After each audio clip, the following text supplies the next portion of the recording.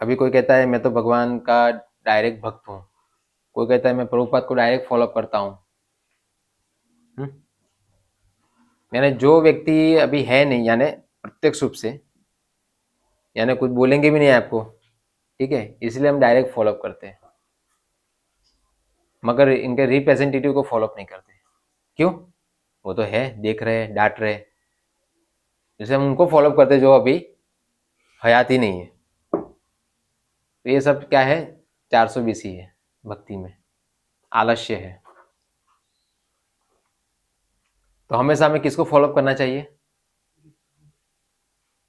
जो रिप्रेजेंटेटिव है ना, उनको फॉलो करो, वो क्या कहते हैं वो सुनो, है ना।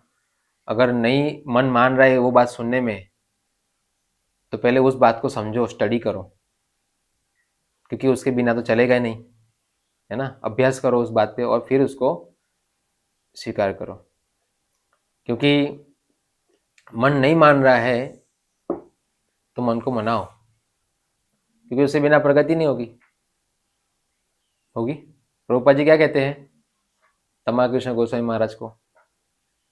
तो प्रभुपाद जी ने कहा कि अभी मुझे थोड़ा निवृत्त होना है, क्योंकि मुझे बुक्स भी ट्रांसलेट करनी है, भागवतम वगैरह, और थोड़ी साधना वगैरह भी थोड़ा, यानी हो अच्छा। तो तमा कृष्ण महाराज ने पूछा प्रभुपाद जी से कि क्या करना होगा, बताइए मुझे, ऐसा, क्योंकि मैं तो मूर्ख हूँ, मुझे को तो कुछ पता ही नहीं है ना, तो कृपया आप मुझे बताइए। तो प्रभुपाद जी ने कहा कि यस, ये क्वालिटी होनी चाहिए कि मैं मूर्ख हूँ, तभी मैं तुम्हें समझा सकता हूँ, तब तुम मेरी बातों को एक्सेप्ट करोगे, वरना तुम कैसे करोगे? तुम ऐसा मानो कि मैं बुद्धिमान हूँ, आई एम इंटेलिजेंट, तो फिर तुम मेरी बातों को एक्सेप्ट ही नहीं कर पाओगे, तो समझने की बात ही दूर तक खत्म हो गई। मगर तुम मूर्ख समझोगे तो तुम समझ सकते हो। इसलिए हम लोग भक्ति जीवन में जो है, जितना हम अपने आप को मूर्ख समझेंगे उतनी प्रगति होगी। अगर हम अपने आप को बुद्धिमान समझेंगे ज्यादा, है ना, तो उतनी ही हम लोग क्या करेंगे, परेशानियां झेलेंगे यहाँ पर। तो बुद्धि कहाँ लगानी है? हाँ, बुद्धि लगानी है कि मैं शरण कैसे लूं उनकी, है ना। बुद्धि लगानी इस प्रकार से नहीं है कि हम गुरु को, साधु को, शास्त्रों को अपना भोग के लिए यूटिलाइज करें, है ना। कई लोग तो गुरु को भी लोग भोग करते हैं, भगवान को भोग करते हैं, नहीं ये दे दो, वो दे दो, वो दे दो, वो दे दो, भोग कर देना, गुलाम समझते हैं। इस प्रकार गुरु को भी गुलाम समझते हैं, इस प्रकार शास्त्रों को भी।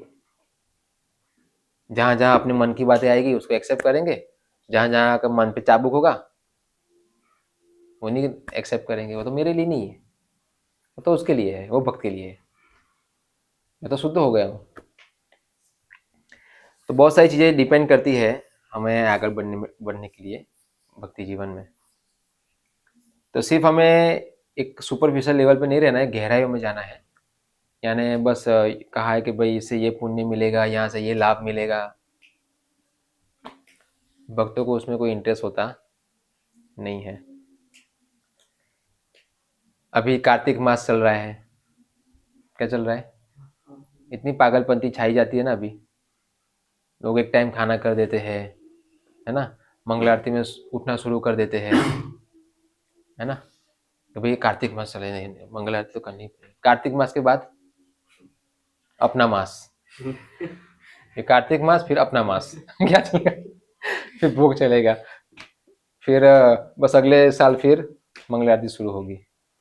मगर ऐसा नहीं है, हम हृदय से तो वही सेवा चलती रहती है भगवान के प्रति। भले कोई मास आते हैं तो लोगों के लिए थोड़ा होता है तो हम उनको एंगेज करते हैं, मगर हमारे लिए तो क्या है, नित्यम भागवत सेवया अहेतुकी अप्रतिहत, हमारी प्रतिदिन सेवाएं चलती रहती है, और ऐसे चलती रहनी चाहिए। हाँ, वो एकदम से पागलपंती उत्पात मचाना शुरू नहीं करेगा, अरे करते ये ठीक है भाई, शांति रखो, कार्तिक में आप ऐसा क्या करने वाले हो कि ज्यादा भगवान खुश हो जाएंगे, वही तो करोगे, हैं? तो ऐसा हो जाता है ना, क्रियाओं से ज्यादा भोग करने लगते हैं। क्रियाएं ऐसी होती है ना जो ज्यादा भोगवादी क्रियाएं हो जाती है, क्योंकि हमारी कॉन्शियसनेस बस क्रियाओं में अटक जाती है, बाकी चीजों में फिलोसॉफी से गायब हो जाती है ना। तो बस ऐसा नहीं, फिलोसॉफी प्लस क्रियाएं दोनों को क्या करना चाहिए, समन्वय करना चाहिए, वरना सेंटिमेंटल हो जाएगा, है ना। बुधा भाव समन्विता, ऐसा बुद्धि और भावना के साथ करना है।